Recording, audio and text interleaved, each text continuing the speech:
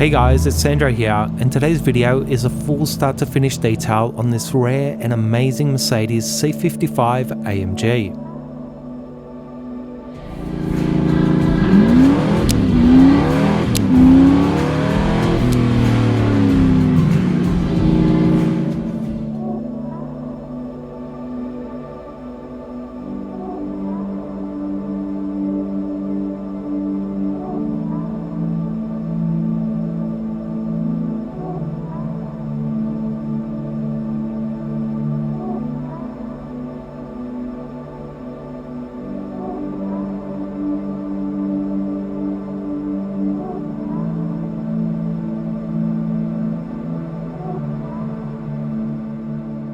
So let's start with a little info about this car and job, and then we'll jump straight into the detail. This C55 is definitely one of the rarest cars I've detailed, with only 1,750 ever made, 50 of which came to Australia, and an estimated 100 or so left in existence worldwide. It's praised as one of Mercedes' greatest cars, with impressive performance stats, drivability and reliability from that naturally aspired V8 power plant that in its day was a super quick and torquey engine, with the car itself winning a number of awards and I guess being partly responsible for the success of the many AMGs that followed. The owner of this car bought it a little under 2 years ago at quite a reasonable price, but also with the knowledge that it did need substantial engine and mechanical work, all of which he did sort out to get it to its current fantastic running condition.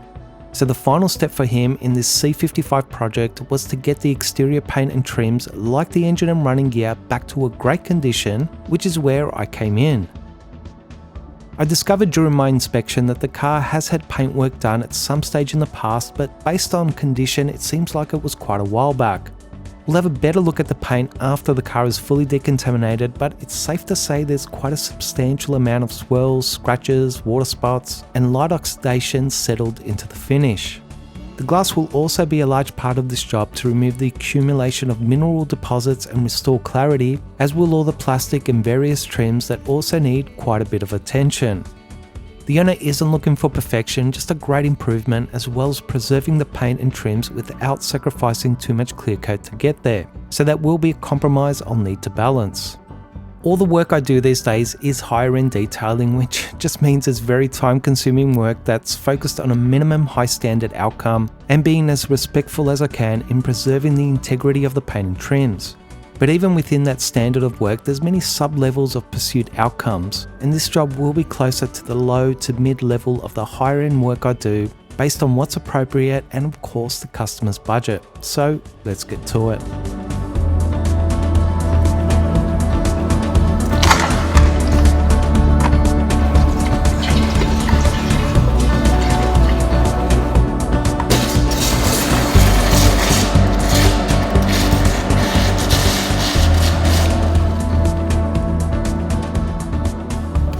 Now, the owner of this car is definitely a detailing enthusiast, and I can tell he takes a lot of pride in maintaining his cars.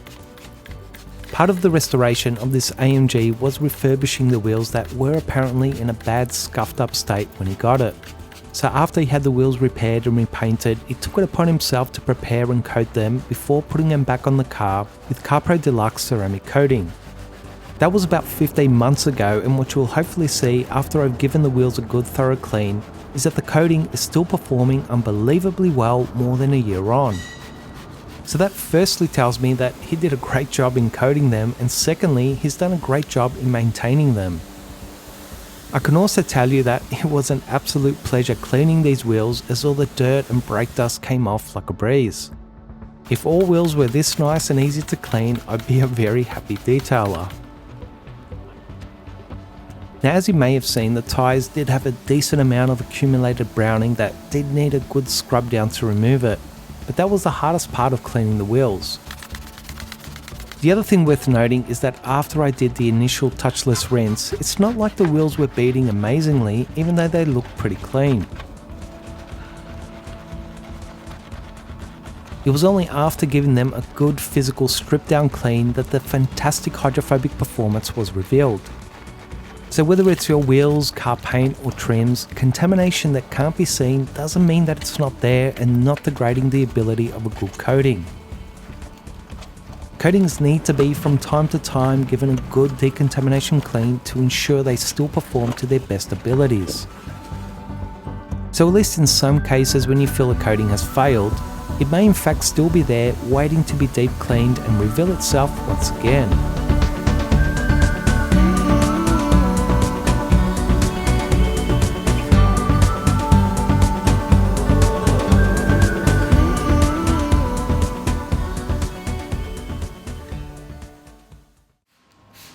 Next up was the exterior wash and decontamination process. As a starting pre-treatment, I used MV Purify, which is a lubricated iron and traffic film remover. I've shown this process in a number of videos where Purify is used to start breaking down and dissolving iron and other traffic grime for about 5 to 10 minutes. At which point I'll then snow foam over it with my alkaline strip car wash detergent and give it a further 5 to 10 minutes to dwell, so about 15 to 20 minutes in total with both treatments. The key here is to allow both the pre-chemical treatment and the snow foam to dwell for as long as possible but without drying on the surface. The chemicals and detergents need time to work, and the longer you give them, the better the result. But if they completely dry, then they are extremely hard to rinse off and in some cases can etch or stain the finish. So you have to find that perfect balance in your particular environment.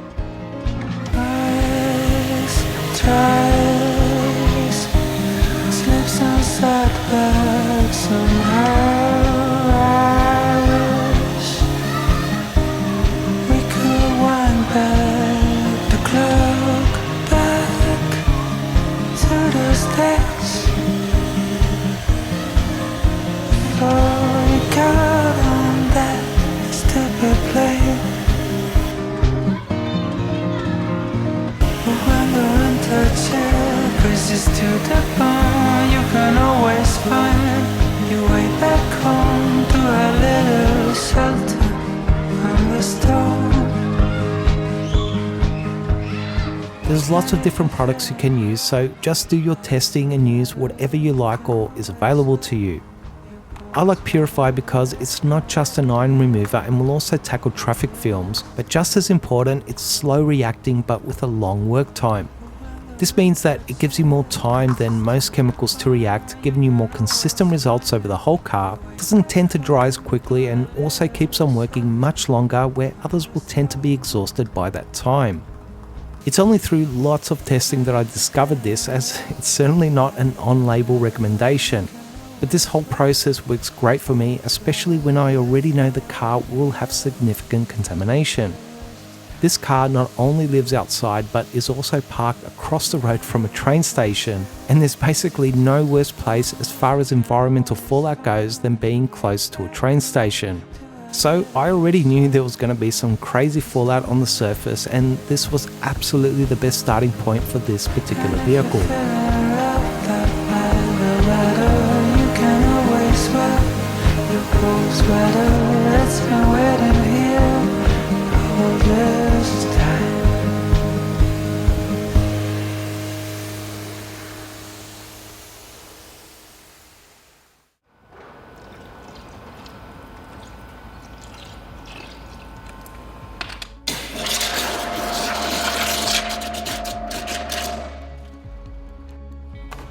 Next up was the physical hand wash. For this I used CarPro D-Scale acid detergent with a dab wash mitt for the main body of the car and the wheels wash mitt for the lower panels. This is another thing I've been discussing in a lot of recent videos, which is the combination and complementary abilities of certain pH neutral, alkaline and acid-based chemicals and detergents. My goal with all the work I do is to firstly be as safe and respectful towards the vehicle as I can, and secondly be as effective and efficient as I can in getting there, and this is an ever-changing and evolving process. As you would have seen on this job, I firstly used a pH balanced iron and road film remover for the initial pre-treatment stage to tackle that specific contamination. Then I used a higher alkaline leaning strip car wash detergent to treat dirt and certain oils and even help break down existing waxes and sealants. And now I'm using an acid leaning detergent which will be more effective on water mineral and limescale deposits and even light rust and oxidation to some extent. The other thing to take note of is that this acid-based detergent always seems to work so much better after an alkaline cleaner has been used to degrease the surface. I guess the thing I'm trying to get at is that it's process and technique-driven practices rather than broad categories of products or single steps that make all the difference. What I mean by this is that you can use, for example, a general snow foam and then come to a conclusion that it had no benefit whatsoever, and in that narrow assessment it can certainly be true. However, does that mean that all snow foams are the same or have no impact? Or even when used with better technique, it still won't have any impact, and doesn't mean that used in a longer process alongside other products and steps, it had no impact in the overall end result. Washing and decontaminating a car has little to no ability in removing paint defects, but it greatly aids the paint correction process. Polishing a car has little to no benefit in protecting the paint, but it greatly aids the protection and coating outcome. It's a process, guys, and although you can pick at certain things and question them, you need to look at the broader picture to get the whole story.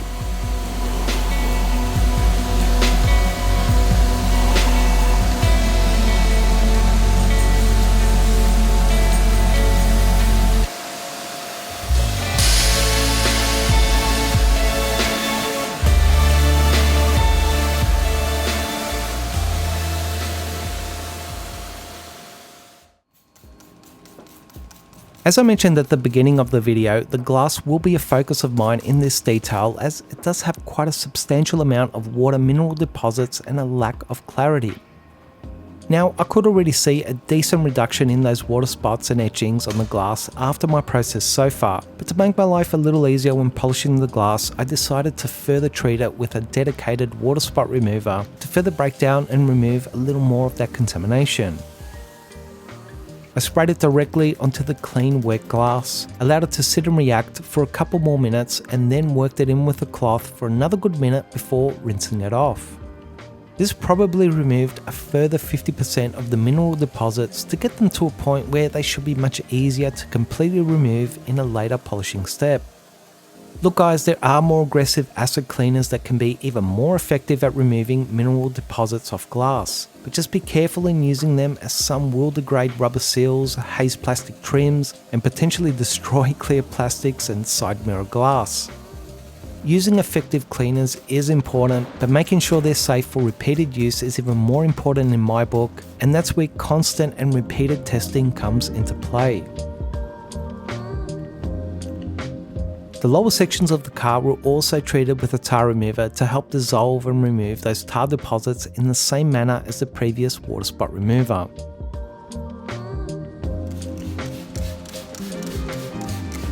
Now, based on how much fallout was on this car at the start of the detail, I was actually surprised at just how little was remaining by the time I got to the mechanical claying stage. It was so little that I basically whipped around the whole car with my clay cloth and clay lube in almost no time at all. I was really expecting this to be a much longer process based on the fact that this car is parked across from a railway station.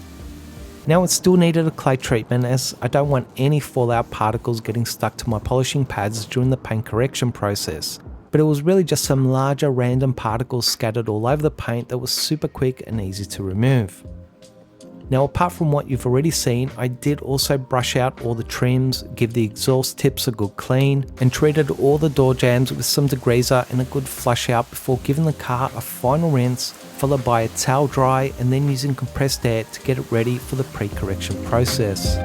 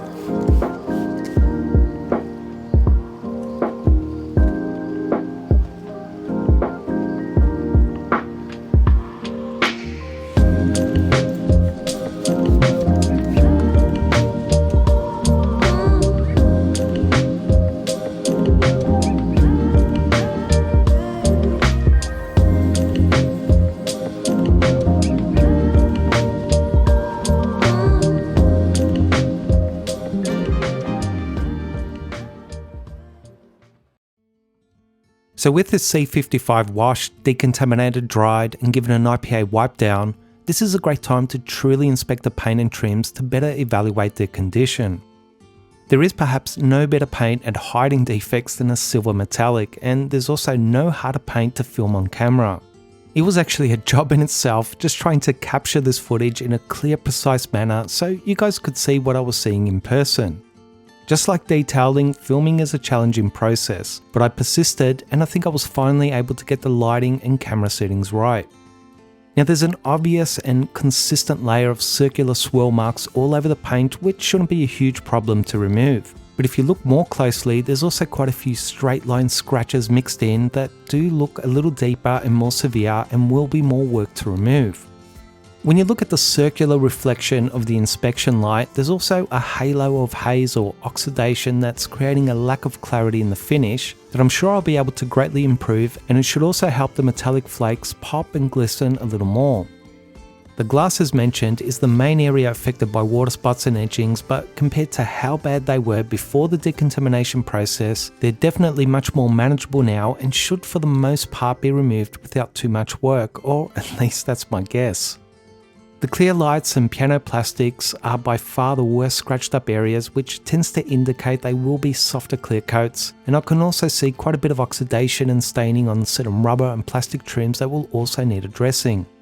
All in all, it's not in terrible condition, but there's definitely huge room for improvement, and I'm excited to get this amazing car looking its best.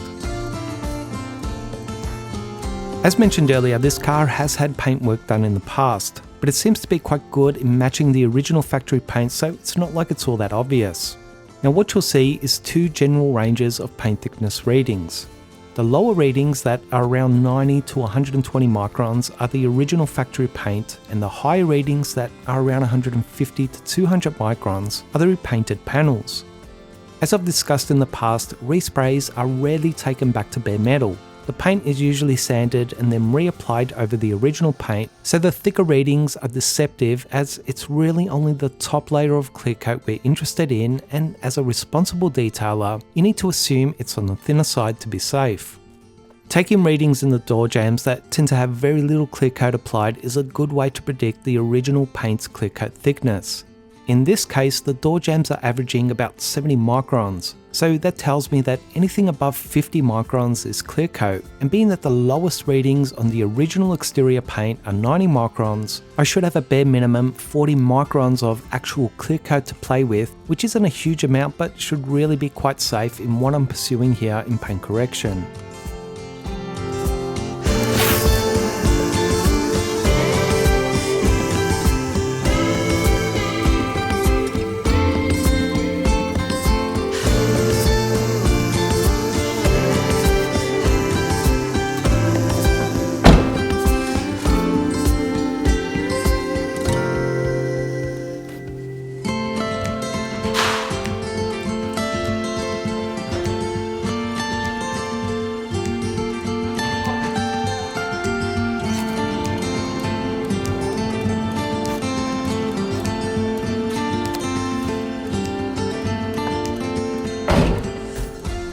So finally onto some testing to see which compound, pad and technique will restore this paint in the least aggressive manner to a quality result. Even though Mercedes paint is typically hard, there are exceptions, and I have no idea what the paint on the resprayed panels is going to be like, so I'm definitely going to start on the lighter side and work my way up as needed. My starting point was the final polish by the last detail on the new Lake Country HDO CCS foam pad. Although this is a light polish, it definitely has some bite to it and seems to cut quite well for a lighter polish. The blue HDO CCS pads also tend to finish well, but have that extra stiffness to transfer more cut and power to the paint. I'm on speed 5, working a smallish section using a slowish arm movement with moderate pressure and doing about 4 passes in total as a technique.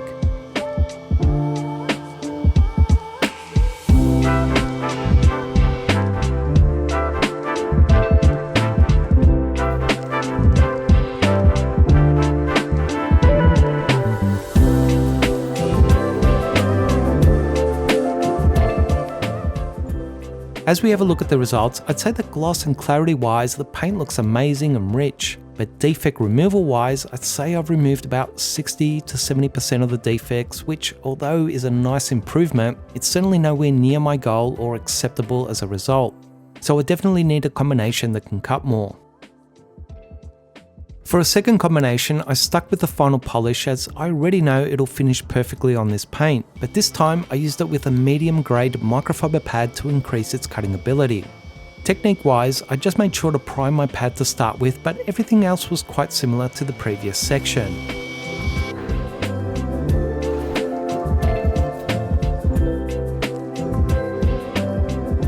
Having a look at the results, I can once again see that the finish is extremely good with this microfiber pad that immediately tells me that this has to be a harder paint type as microfiber almost never finishes well on softer paints. And I can also see a slight improvement in defect removal, but it's only about 10 or so % better than the previous section. So even though I'm moving in the right direction, I still need more cut. For a third test section, I stuck with the same microfiber pad as I already know it both finished and cut reasonably well, but this time stepped up to a medium compound in the form of Ripper's DA fine compound. And once again guys, my technique was identical to the previous section.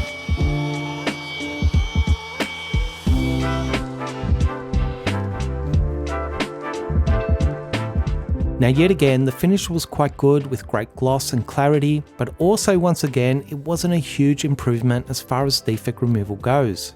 Maybe getting me to the 75% mark or so, which is better, but still not quite acceptable. So I still need a touch more cut. The thing is, all the finer swirls were removed even with the first finer combination I used. But as predicted, those deeper random scratches are just going to need something more capable to effectively reduce them to an acceptable level. I just didn't know how hard this aftermarket paint would be, but it's safe to say it's a harder and more typical Mercedes-like paint. For a fourth test section, I stepped up to a cutting compound in the form of NV Precision and went back to the Lake Country Blue HDO CCS pad. Time-wise, I really need to find a one-step combination on this paint to fit within the budget, and I know that although Precision cuts well, it also finishes extremely well on hard to medium paints, and in my experience, it just works great on the blue HDO pads. Technique-wise, I did do an extra set of passes or so in the section to make sure I was getting the most cut as well as completely breaking down the compound to achieve the best finishing result.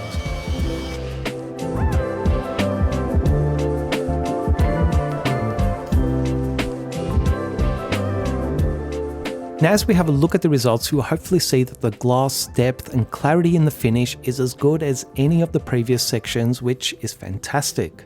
But more so important here is the fact that I've removed at least 90 to 95% of the existing defects, which more than reaches my objective, and better still, it's a single stage process that will certainly save me time compared to doing 2 stages.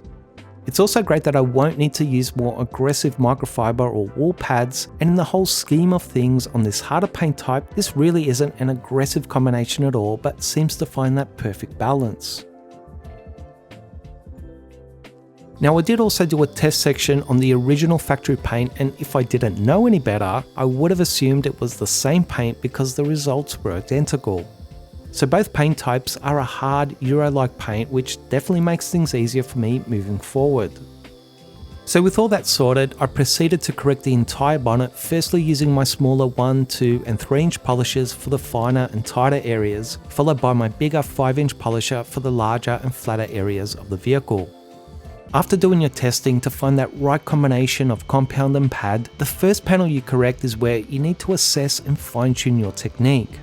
Certain curves, crevices and intricate areas are always harder to correct, so you may need to go over certain areas twice, and you may need to switch up pad sizes and also adjust machine speeds and pressure to achieve a safe and effective result.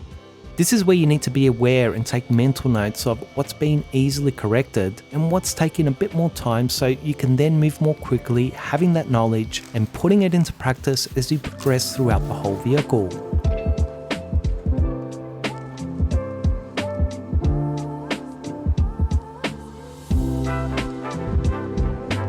We'll obviously have a look at the whole car once it's completed, but once again I tried to get the lighting and camera settings right so you could see the result better on the bonnet, which I was super pleased with as the defect removal was better than I was expecting, and the finish as far as reflective gloss and clarity was near perfect. So it's really nice and rewarding when you can actually surpass what you're aiming for. Next I decided to turn my attention to the glass. Now apart from the more obvious water etchings and overall lack of clarity, there was a nice build-up of grime around most of the glass edges. Now there's different ways you can address this, such as using fine steel wool or razor blades, which I've certainly used in the past. But you need to be careful not to damage the rubber seals in the process. In this particular case, I decided to use my 1-inch rotary polisher with a microfiber pad and the same precision compound that really worked out a treat and got all those glass edges looking clean and great.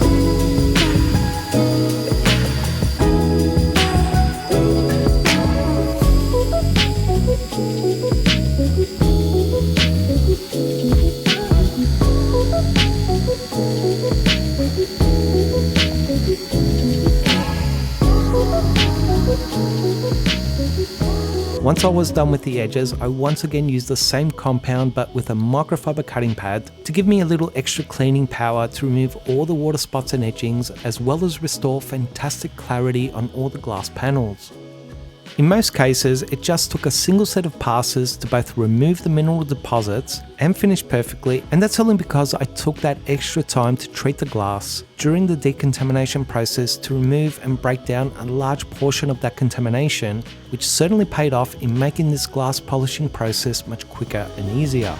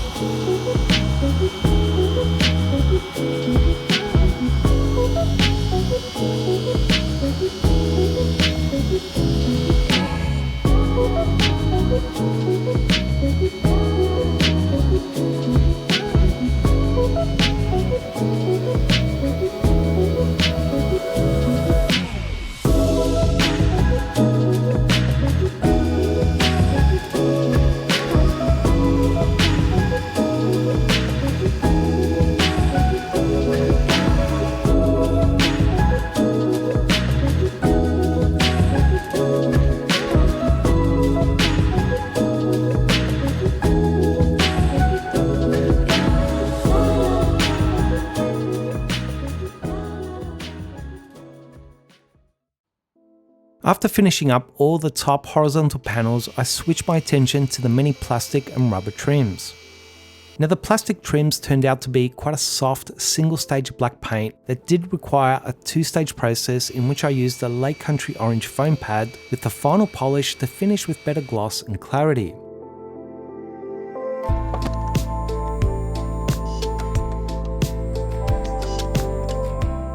Now a lot of the window, arch and door trims are more of a satin, rubbery plastic material. Not exactly traditional rubber, not exactly hard to paint, and not entirely a gloss finish, but somewhere in the middle.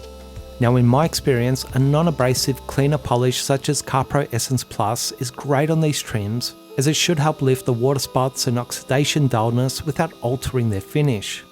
So using a very non-aggressive foam pad and my smaller polishers, I proceeded to clean up all those trims that did come up quite well with a great improved result.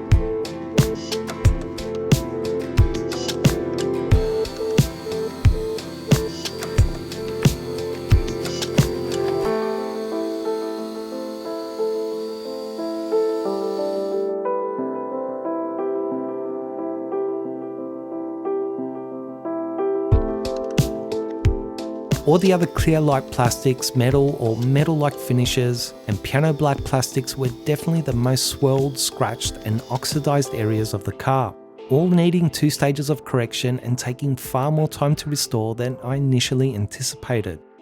The car's silver paint, however, was the opposite, and actually took me less time than I estimated to correct, so I guess it kind of balanced out in the end. I've said it before that if Mercedes and other Euro cars can use hard clear coats on their black cars, why can't they use that same 2K hardened clear on the black and clear trims? It's just frustrating that areas like lights, clear-coated metals and clear-coated piano plastics always have this soft marshmallow-like clear coat when they're the trims that need the hardest and most scratch-resistant clear coats, but it just falls onto deaf ears. All in all, this correction process had its highs and its lows, but I did really enjoy seeing this rare C55 slowly get transformed into something that looks pretty amazing, and I was also sure that there'd be more to come once the paint gets further protected and enhanced.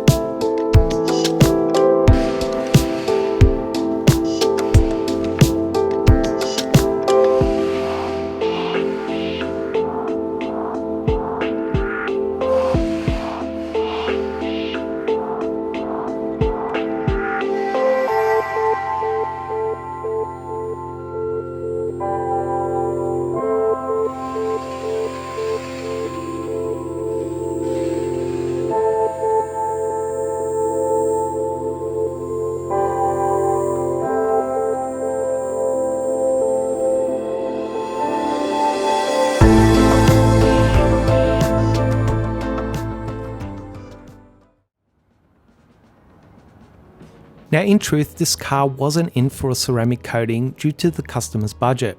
So initially I was just going to apply sealant for the protection, but I guess I had a change of heart and felt like even though it's going to eat into my profit, I really wanted to coat this car with something amazing. Although I've used Shine Supply beadlock a few times in the past, it's not a ceramic coating I use frequently as it is a bit pricey. But every time I've used it, I've just loved the experience and result, and the last time I applied it was on a silver car and it just looked unbelievably well, so I guess that's where my mind went in wanting to use it here. To work out the best possible flash and wipe off time in my environment, which was a little colder here in Melbourne, I started by using a test panel to help me out. Although there is exceptions, in general most coatings should be allowed to sit, flash and bond to the paint for as long as possible while still being relatively easy to wipe off the excess residue. So I applied beadlock to 4 sections and then waited 2.5 minutes, 4 minutes, 6 minutes and finally 8 minutes before wiping each section down to find that optimal wipe off time. What you'll hopefully see is that at the 2.5 minute mark, there's almost no added saturation or gloss to the finish, meaning that beadlock just hasn't had enough time to effectively bond to the surface, so I'm removing it too quickly and it's not sticking to the paint. At the 4 minute mark, it's immediately better. The wipe off is easier with less smearing and there's a little more gloss and saturation in the finish left behind. But once I try the wipe off at 6 minutes, there's a touch more grip to it, but it's still quite nice to wipe and the saturation and gloss is definitely the best so far.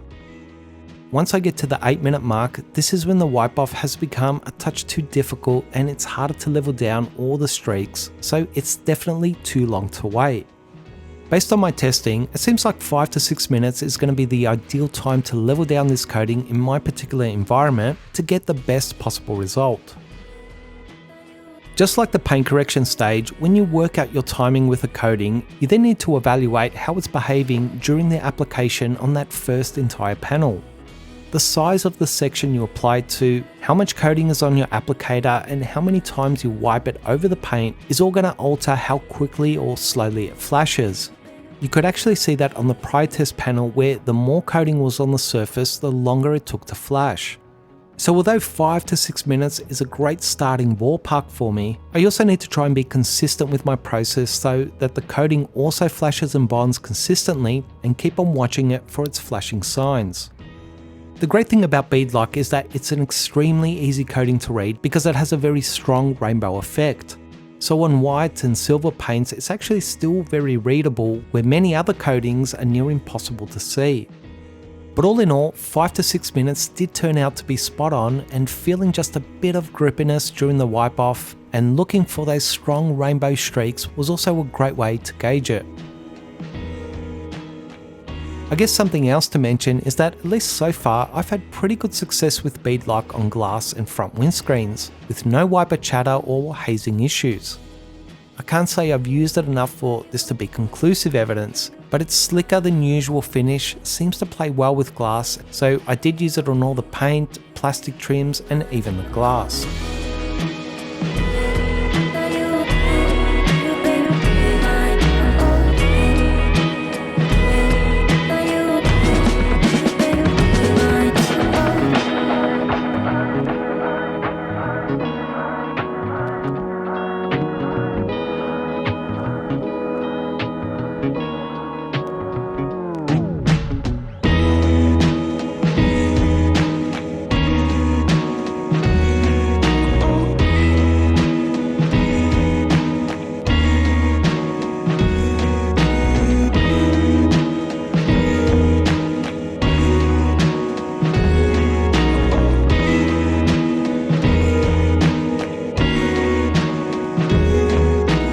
I don't know if there's too much more to add to this job. One thing I did want to mention is that at the very start of this job, I did have an unfortunate issue when I removed the rear number plate bracket and along with it came off a nice chunk of paint. Definitely not a great way to start a detail, to say the least. Now I'm not sure I could have done anything different, as I basically unscrewed the bracket and the paint seemed to be attached to it and disintegrated before my very eyes, which seemed a little strange. The main reason I wanted to bring this up isn't because of what happened, but more so about how it played out.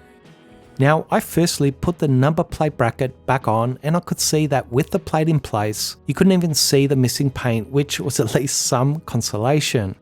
But then I immediately let the owner know what had occurred, apologized and explained what happened. He not only took it well, but also tried to comfort me, as I think he could tell I was a little upset. And then he went on to explain that the number plates were put on by a third party in a dash and rushed way that caused some damage he was aware of. I guess the reason I wanted to mention this is because I really appreciated the way the owner reacted here and was completely honest and so nice about the whole issue. He didn't have to be, but he chose to be. I think every act of understanding or kindness has an infectious result, and for me it gave me even a little more encouragement to go above and beyond on this job, as what started out as a much more economical job ended up being one of the most higher end jobs I've done in quite a while. Look guys, I pretty much broke even on this one, so it's certainly not something I can do all the time. but I didn't mind doing it here because it was an amazing car that deserved it, and it was an amazing client that earned it. I think I'll leave it there, guys, and if you enjoyed this video and would like to say thanks and help support future content, you can do so by buying me a coffee at buymeacoffee.com/ccad, in which I'll have a link to in the description box, or you can now hit the thanks button below the video, and thank you everyone for the support so far. As always, I really hope you guys enjoyed and found this video useful. Please share it with others, give it a like and comment below to show your support for this content, and I'll see you guys soon. Oh, like, wow! Like, seriously. Like, literally, it exceeds my expectations. Gosh, it looks brilliant. Oh, I love it. What a job. Like, it looks like, Sandra, you've blown me out. It's just amazing. Holding out the breath, oh yeah. Oh, corks and bottles, ready to pop out. Oh, no more crying. We are knocking out another year of new loves, broken hearts and crazy, crazy rides. And when you're hearing the countdown, goodbye, oh dear, thanks for being around. I feel the next one is going to slay, and it's a minute to midnight. People smiling and embracing, they are having a great time. You can read it on their faces, it's a minute to midnight. There's no way I'm feeling blue, cause in a minute at midnight I'd be busy kissing you. And then the sky will blossom up into a million colors, rising from the city roofs. And no